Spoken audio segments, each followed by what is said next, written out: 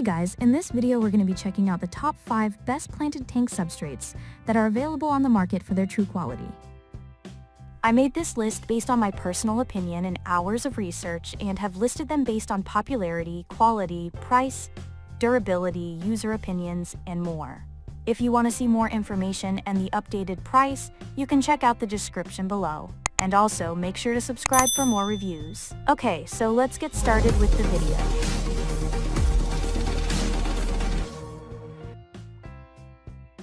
Starting at number 5, we have the Carib Sea Eco-Complete Planted Aquarium Substrate.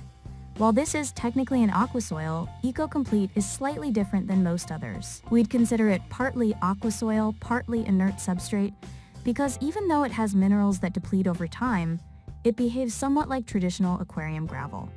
Eco-Complete is heavier than most traditional aquasoils, meaning that it can more easily hold large plants and won't be as difficult to siphon. Small/very light plants, however, may be difficult to root in this substrate as it's on the coarser side. While slightly less nutrient-rich than our Fluval plant and shrimp stratum, Eco-Complete is also lower maintenance, especially over time. For a beginner tank, a substrate like Eco-Complete may be on the difficult side to start with. Because of the nutrients it releases, it can be a tough task to perfectly balance your water parameters to make them safe for your fish. Moving on, at number 4, we have the Fluval 12,695 Plant and Shrimp Stratum. There's a good reason why this aquasoil is an extremely popular choice amongst aquarists. It's a favorite amongst aquarium YouTubers such as The Waterbox, as well as a mainstay in aquascape competitions. While it definitely costs more than the average substrate, it has years of stellar quality to back it up. This aquasoil is nutrient-rich, facilitating amazing plant growth without the need for root tabs for a very long time, and has a rich color that makes the lush jungles it can support stand out. Keep in mind that this aquasoil is fairly light, and so is more difficult to siphon than an inert substrate like fluorite black. Capping this aquasoil with a thin layer of inert substrate like spectrastones will allow for easier cleaning, as well as help prevent messes when plants are disturbed. Be careful when doing any remodeling with this aquasoil, or you might crush the pellets and muddy your water. At number 3, we have the Carib Sea ACS 05832 Supernatural Peace River Sand. We'd call these grains fine gravel over sand, but we can't hold that against Carib Sea too much, because this is a great substrate. It has a different aesthetic than most black or white sands, with flecks of red, brown, and quartz, lending your tank a look that seems peeled from a natural creek. Its fineness also means that it's soft enough for bottom-feeding fish like Corydoras, who can be harmed by gravels with sharp edges. For a beginner tank, this gravel is easy to rinse, set up, and clean.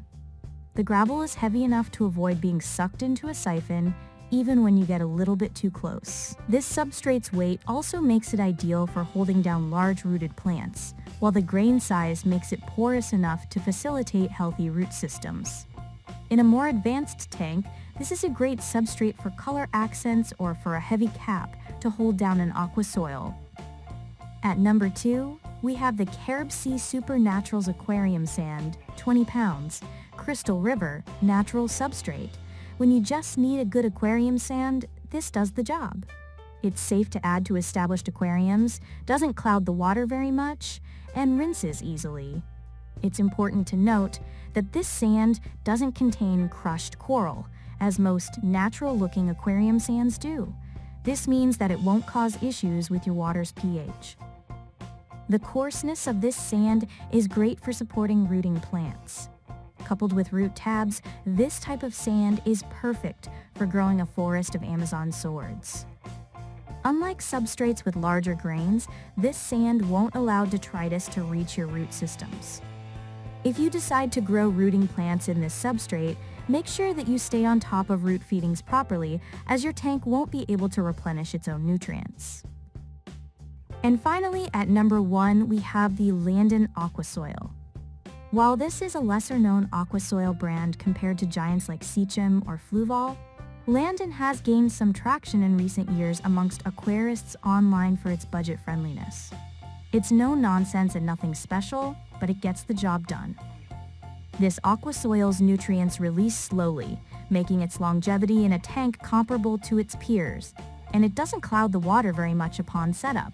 We'd recommend this substrate for a simple beginner tank with low-light plants, rather than a fully stocked jungle, as it isn't as nutrient-packed as some other aqua soils.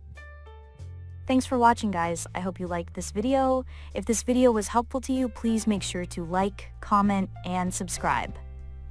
If you have any questions related to this product, you can leave a comment down below. I will get back to you as soon as possible.